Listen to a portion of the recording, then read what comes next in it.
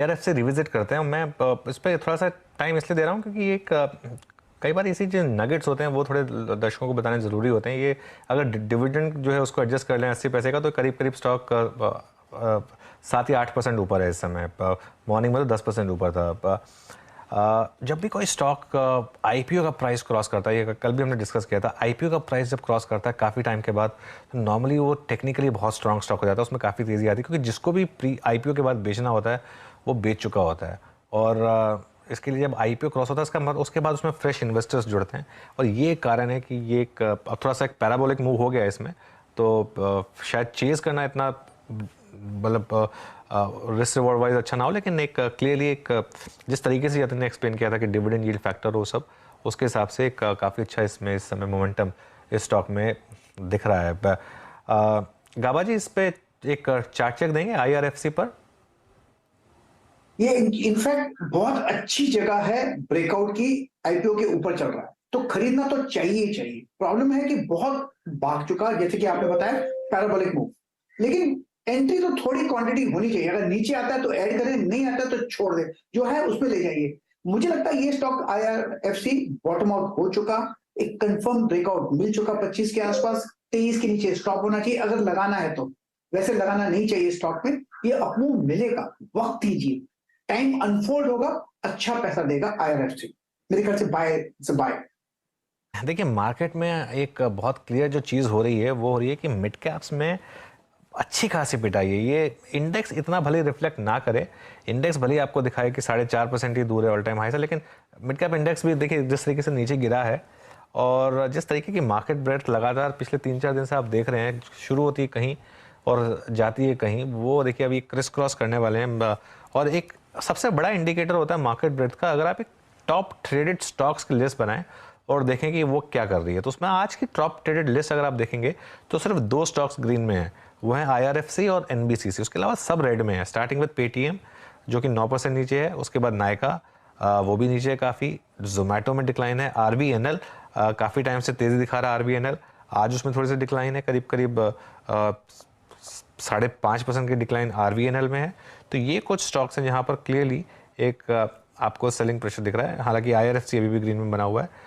PB fintech एक बार जरा लेकर आइए, पीबी फिनटेक का इंटरडे चार्ट आएगा आपकी स्क्रीन पर, यहाँ पर करीब 5% के डिक्लाइन, और देखिए ये फ्रेश 52 वीक लो है पीबी फिनटेक का। इसने अभी अभी एक फ्रेश 52 वीक लो बनाया है, और पीबी फिनटेक एक स्टॉक है जिसमें एटलीस्ट ये बात हो रही थी कि एक लोअर लेवल पर शायद थोड़ी बाइंग है, शायद तो अच्छे इन्वेस्टर आ रहे हैं, शायद एक रिस्क रिवॉर्ड वाइज आपको एक अच्छी ट्रेड दे रही है पीबी फिनटेक, लेकिन पीबी फिनटेक ने तो सबसे ज़्यादा डिसअपॉइंट किया। इनफैक्ट एक बार पीबी फिनटेक का आप लेकर आइए 12 महीने का चार्ट, ये तो पेटीएम से भी ज़्यादा गिरा है पीबी फिनटेक एक्चुअली अपनी लिस्टिंग के बाद से।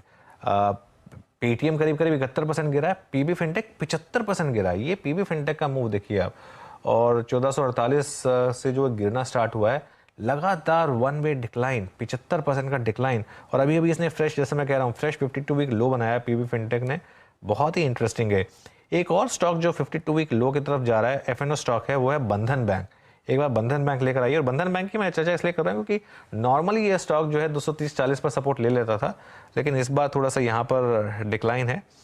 लेकिन बैंक निफ्टी में स्ट्रेंथ देखिए आप, बैंक निफ्टी वापस 42,500 के ऊपर, अब तो रह गया सिर्फ 10 पॉइंट नीचे बैंक निफ्टी। और एक बार जरा बैंक निफ्टी के कंट्रीब्यूटर्स की वो पिक्चर लेकर आइए स्क्रीन पर, आईसीआईसीआई बैंक, क्या ज़बरदस्त मूव आईसीआईसीआई बैंक में इस समय आता हुआ, और उसको सपोर्ट कर रहा है एक्सिस बैंक। आईसीआईसीआई बैंक करीब 80 पॉइंट कंट्रीब्यूट कर रहा है अप साइड पर, एक्सिस करीब 24 पॉइंट कंट्रीब्यूट कर रहा है, लेकिन आज एचडीएफसी बैंक थोड़ा मूड बिगाड़ रहा है, लेकिन फिर भी बैंक निफ्टी वापस ग्रीन में आने की तैयारी कर रहा है। लार्सन एंड ट्यूब्रो पे सुबह सुबह आशीष ने कॉल पिक किया था, वो ज़बरदस्त इस समय मूव दिखाता हुआ, फ्रेश ब्रेकआउट की बात हुई थी, तो लार्सन एंड ट्यूब्रो करीब करीब 2037 पर इस समय ट्रेड कर रहा है। और बैंक निफ्टी बात करते करते ऑलमोस्ट ग्रीन में आने को तैयार है, सिर्फ 6 पॉइंट नीचे रह गया। वीरू जी हाँ, और याद रखिएगा एक और चीज़, अभी आईसीआईसीआई बैंक का इंटरडे चार्ट बेहद शानदार, इनफैक्ट मैं वही देख रहा था, प्लस धीरे धीरे निफ्टी पीएसयू बैंक इंडेक्स जरा प्लीज स्क्रीन पर रखिएगा। इट्स आई थिंक जो इंटरडे शेप है ना इस चार्ट की, वो बेहद बेहतरीन होती हुई, और ये इंडिकेट करती है कि पीएसयूज भी जो है वो पार्टिसिपेट कर सकते हैं। दरअसल इसमें कल मॉर्निंग का एक हाई लगने के बाद 10:30 के बाद पूरे दिन स्लाइड था, बट अभी अभी इसने पूरे के पूरे आखिरी के, अगर आप समझ लीजिए, जो 1 घंटा था, जो एवरेज प्राइस था, जो टर्बुलेंस जोन था आखिरी का 1 घंटे का, उस पूरे क्लस्टर को पार करके ट्रेड करता हुआ। मानस, अगर आपने स्कैन किया हो, I mean look at Canara bank, bank of Baroda, एक स्विंग मिल रहे हैं इनमें।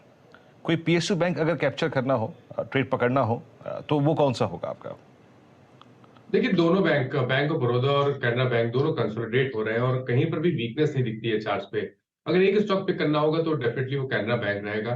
4-5 दिनों से कंसोलिडेशन देखने को मिल रहा है और 300 रुपए के आसपास स्टॉक एक बॉटम बनाने की कोशिश कर रहा है। तो यहाँ पर मेरा समझना है कि कंसोलिडेशन के बाद जब 315 के ऊपर निकलेगा तो कम से कम 332 तक के स्तर आपको देखने को मिल जाएंगे।